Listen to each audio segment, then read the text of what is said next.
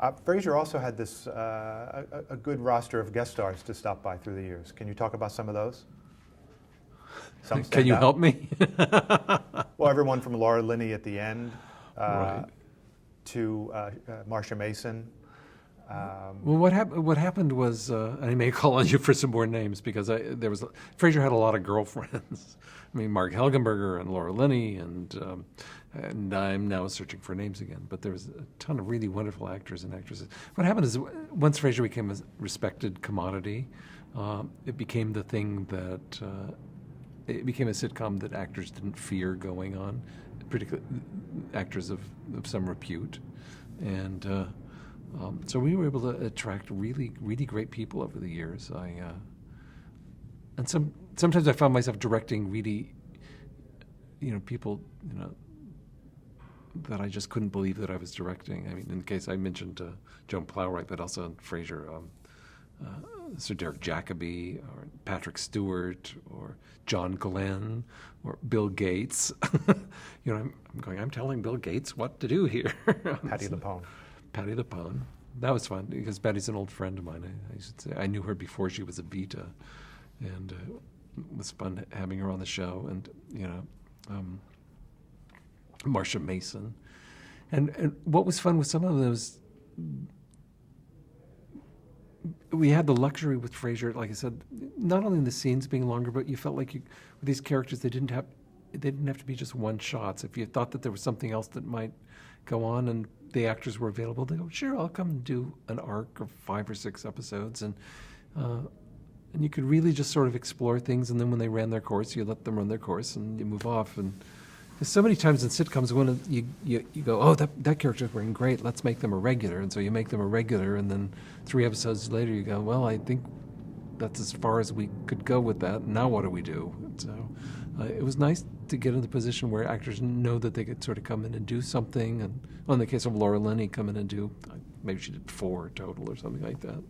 But then you go, I got to direct Laura Linney, and she was great, and how interesting. And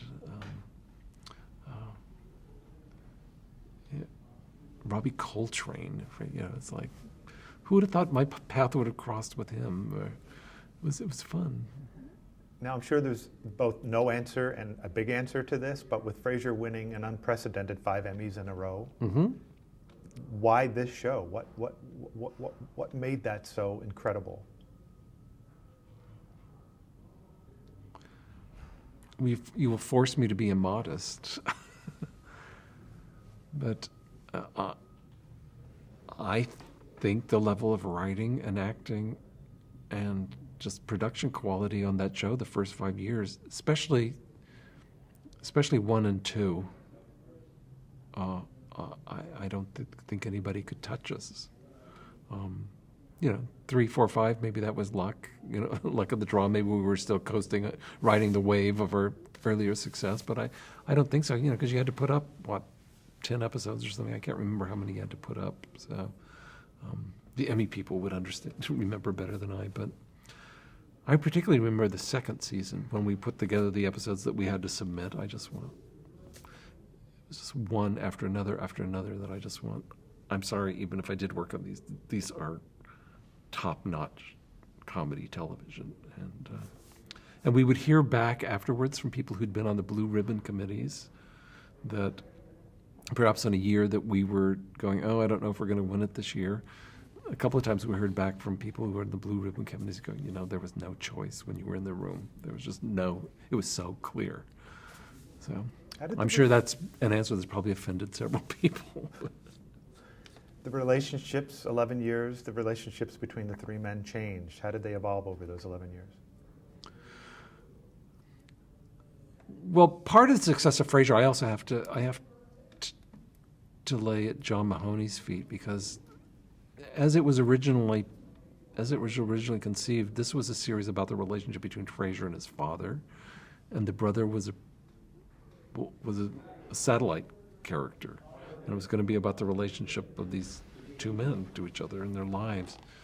And when we got into the pilot and got into the first couple of episodes, it just became so clear where the chemistry was between not that there wasn't chemistry between John and Kelsey, but the chemistry between David and Kelsey was astonishing, and it was just jumping off the screen at you when there was comedic gold. And so we went to John and said, we know what this was going to be, but it's probably going to shift a little bit. And he went, I'm just happy to be on for the ride. What can I do to help you guys?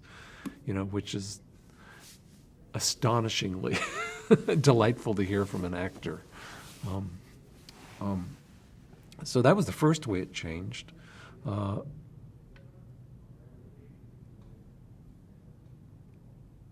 If you look at the pilot of Frasier again, Martin's a much more very bitter, angry man in the first episode, and over the years he mellowed quite a bit.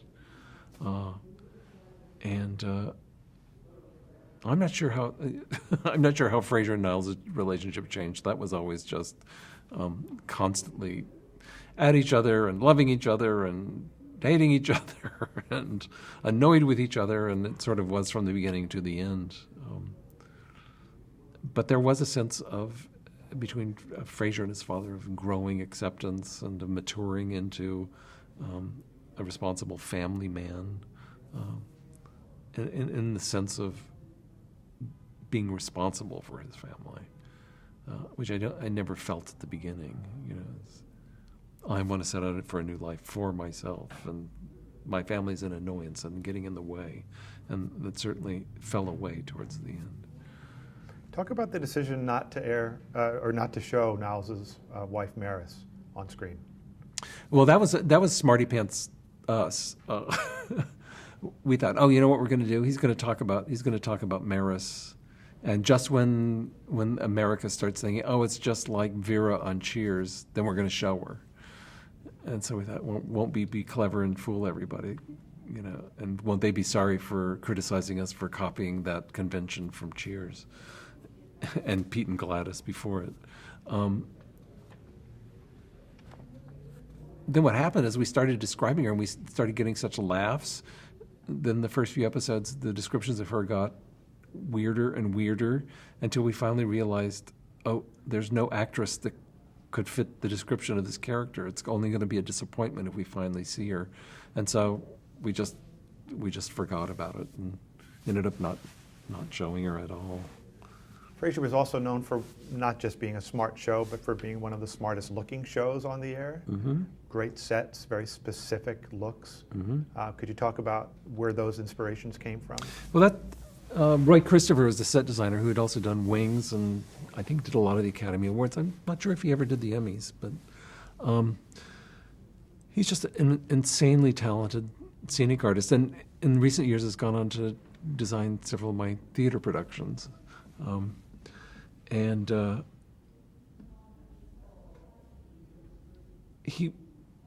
amount of thought that went into figuring out who Frasier is, what would his place look like. We only gave him a little bit of help, but we did give him some help in the writing of the script. It happened that we were sitting in my house up in the hills in Studio City, not far from here, when we were writing the episode, and we got to the part where fade in interior Frasier's living room, and of course the first stage direction you have to write is a description of what it looks like, and there's really no way around it. So we happened to be sitting on a couch I had, which was an exact replica of the one that Coco Chanel had in her Paris atelier. and I said, well, what are we going to write down? And David said, I don't know. He'd have a couch like this. What is this? And I said, it's an exact replica of the one Coco Chanel had in her Paris atelier. And he went, write that down. So I wrote that down, and there it sat for 11 years in Frasier's living room, a slightly shrunken version of it. But and we also happen to be, in my living room, have a pillar, a column, a Grecian column holding up a corner of the dining room, and David said, describe that. And I had a Courvoisier chair and an Eames chair, and so basically we described about 4 pieces, and then we'll let Roy run with the rest of it, and that's what he did. Frasier's living room is your living room? Not really. There was a couple of pieces that were it, but if you go and, of course, I've since remodeled, but if you had gone in that room, I don't think you would think, oh, this looks like Frasier's apartment, but you would notice a couple of specific classic pieces. And did he go to radio stations to see what that would look like? Yeah, we had. I think I mentioned we had already been down to KABC, down on South La Cienega, and looked, and we told him this looks great. And if you go in KBC talk radio, I don't know if it's still that way or not, but it looks. Roy went down and looked at it, and it looks very, very, very similar to the set we had. You know, on a sad note, about 8 years in 2001, your partner, David Angel, and his wife were killed in the 9/11 Right. Tragedies. Could you talk about that? Uh, How did you get the news? It was a horrible morning, you know, as it was for all of us, you know. You know, we're all sharing that common experience as Americans, and then David and Peter and I shared an assistant, Jeff, and he called up. Of course, we're watching the coverage, and this is horrible. And then I get a phone call from Jeff saying he's almost hysterical, going, "I planned David and Lynn's airline return. They had been in Cape Cod, and they were coming out for the Emmys, which were going to be that Sunday." And he said, I checked at what flight I put them on, and I put them on, I think it's 11 out of Boston. And I said, "Well, do you know if they got on?" And he said, "I've been calling the airlines, and they won't say anything." And he said, "But Lynn was always late. Maybe they were late driving in from Cape Cod. Maybe they missed it. I used to put them on that flight all the time. Maybe they missed it." And I said, "Well, they probably missed it. If I know them, they're always late." So, sort of hoping against hope. And I was driving in the car, and I thought, "Oh, I'm just going to call." They always give that number out that you're supposed to call for information. And so I thought, well, I'm just going to call that and see if I can find out anything. And so I asked the person who answered the phone. I said, "I'm inquiring about David and Lynn Angel," and there was a pause. And she said, "Can you hold on, please?" And so someone else, 30 seconds pass, and someone else picks up the line, and I say, "I'm inquiring about David and Angel. I think they were on the line." And she said, "Are you a family member?" And I went, "No, I'm his business partner." And she says, "I'm afraid we can't give that information out." And of course, I knew then, the conversation would not have gone that far had the answer not been what we all feared. So, it was not a happy time, to say the least. Were you charged with telling everyone associated with the show? Oh, no. No. It was one of those things that seemed like it was, once one person is told, they tell someone, it was sort of viral, I guess, even though the term wouldn't have been used then. So, And then not only were you sharing this national tragedy, but you also had a very real business tragedy, right? A personal, a national, and a business tragedy all rolled into one. So, yeah. So I was experiencing what everybody else was experiencing, and then also this personal thing on top of it. And then wondering, what do we do? So I believe we shut down the production that week. We just didn't continue, but. What did you do? How did you handle it? Planned a memorial service. A little bit in shock, I think. I honestly, it's sort of a blank. I have clear memories of the memorial service, but not much leading up to that. It was just a tough period. But everybody was a professional, and after a week, we sort of went, okay, we just got to get going again. And so we got going again and filmed the episodes. And all the tributes about him were about what a wonderful man he was to work with. What did you learn from working with him? That it's okay to be thoughtful, that it's okay for the jokes not to hit you over the head, that it's okay for them to sneak up behind you and whisper in your ear.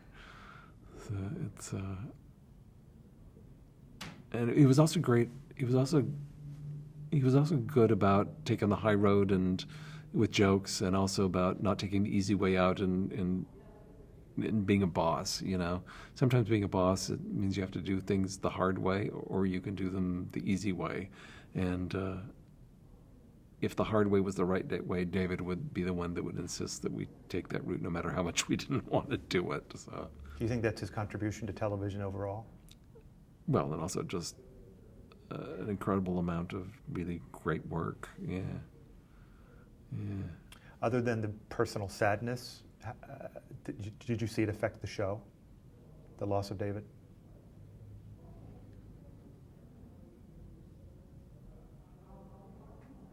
I'm going to beg off answering that, because it's too hard. Of course, there must have been an effect, but did I see it? I don't know. I understand. At some point, Frasier decided, or Kelsey decided, not to continue with the show. How did that come to pass that Frasier came to an end? It wasn't the same as when Ted Danson said, "I'm not going to do Cheers anymore." I think Kelsey may have continued on. I remember having a meeting with Kelsey and David and Peter and I in the 10th season, just talking about, we've all been doing this, we've all made our fortunes, we've done really good work, and we've done really good work for many more seasons than most long-running shows do. And by that point, we'd got Niles and Daphne together, and which we had to do. I mean, a lot of people objected to that, but at a certain point, we just couldn't dance around that any longer. So, that felt like things deflated a little bit, and the consensus between the four, at that point, the three of us, was that it was just probably time to go. And Kelsey went, "Yeah, you're probably right." So it wasn't like Kelsey, I'm not going to do this anymore, or I can't do this anymore. It was just like we all went. So we just said, we're in the middle of the 10th season, and we called the cast together, said, "Just so you know, at the end of next season, so you can make your plans, that's going to be it." And the network was fine with that, because at that point, it was still doing well, but it was starting to come in for a landing a little bit. No sense of tragedy, no sense of loss, just there was time. So. What was your purpose? Did you have an aim for the final episode? What did you all have in mind in terms of closing the series? Something memorable, something that takes the high road, something that leaves the door open for whatever may happen, and something that's satisfying. Why did you decide to marry Martin off with Ronnie? So I'd like the two of them together. Yeah. In retrospect, what are some of your favorite episodes of Frasier? Well, I tell you, I love the farces, and because I think we did them really well, and they play really well, and they're just fall on the floor funny. I loved My Coffee with Niles, because to me the holy grail of writing for television is being able to do an episode in real time, and that one was. In other words, it takes as long to watch it as the amount of time that goes by in what you're watching. Talk about really hard to pull off. I love that, but I just love the idea of two guys sitting around talking about if they're happy, and it being interesting enough to sustain for a half an hour.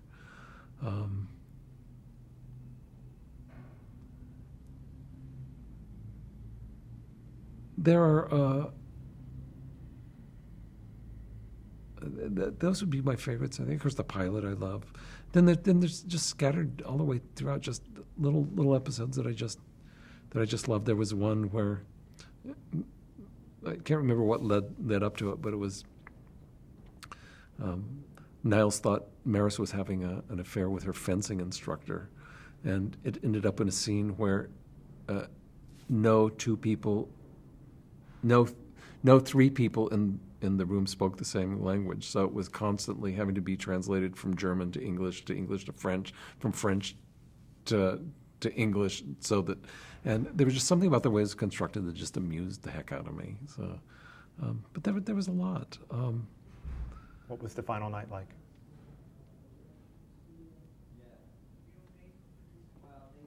It's fun, as you might imagine. It's fun, lots of laughs, melancholy, really not believing that it was over. It was a long night. It was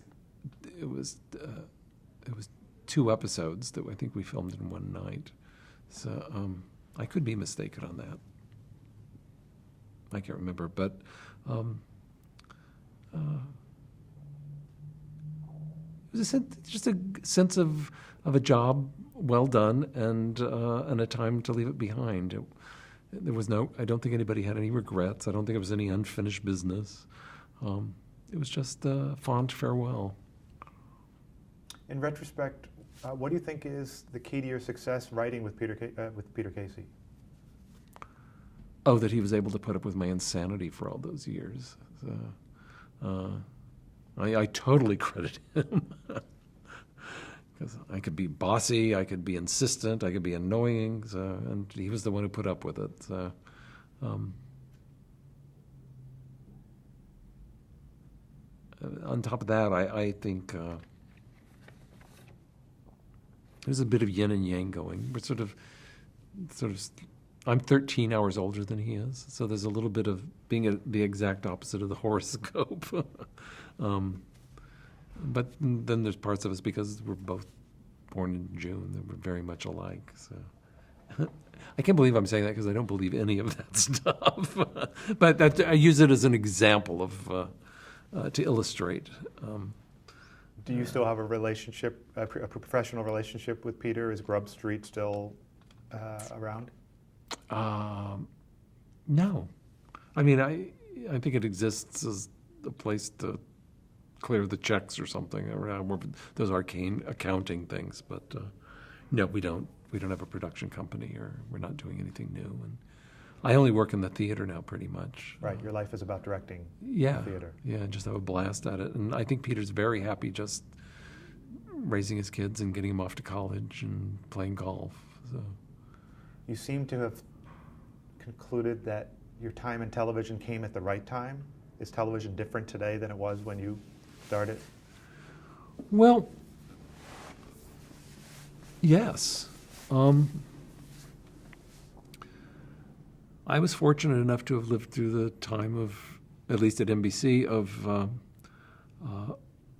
Brandon Tartikoff and Don Ohlmeyer and for the most of my career, Warren Littlefield. And these people were businessmen, make no mistake about it. They know they were in a business. They knew the point of the business was to make money. But besides that, they loved television, and they knew television. And they had respect and affection for writers and directors and actors, and loved being around them.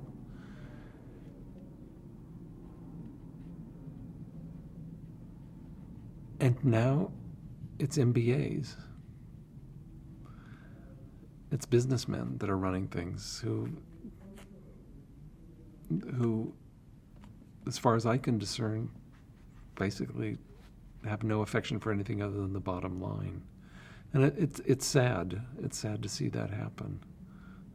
So that's my perception of how television has changed. But then again, I haven't been in it the last couple of years. So. But you're not sorry not to be a part of that part of it? Not sorry to not be part of that part of it. Correct. The writers have gotten. There was a golden age when the writer was king, and you could sort of fend off network interference. And from what I understand from my friends who are still in it, that network interference and suits and people who don't know from the creative side of things, only from the business side of things, interfering has just gotten it's like the plague. It's just gotten worse and worse and worse over the last few years. And how anything gets made of any quality is astonishing to me at this point.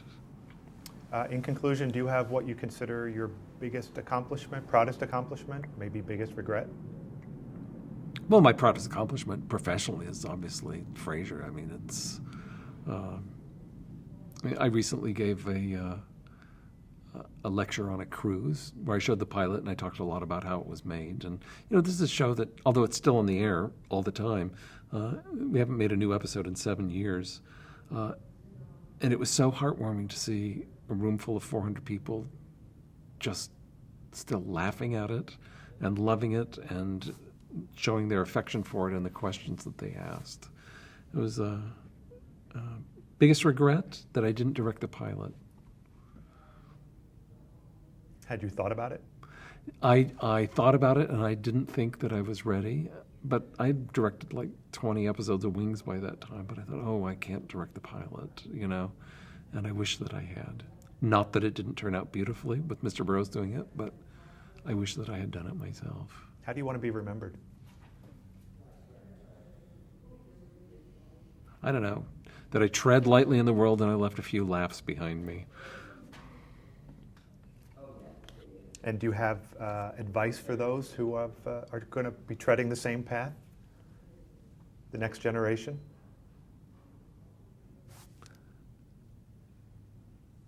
Well, when you're pursuing your career, my advice would be the same that Gordon Hunt gave me. Treat your search for a career as if it were your career. And once you have one, I think it would just be kind and be funny. Okay. That would be it. David Lee, thank you very much. You're very welcome.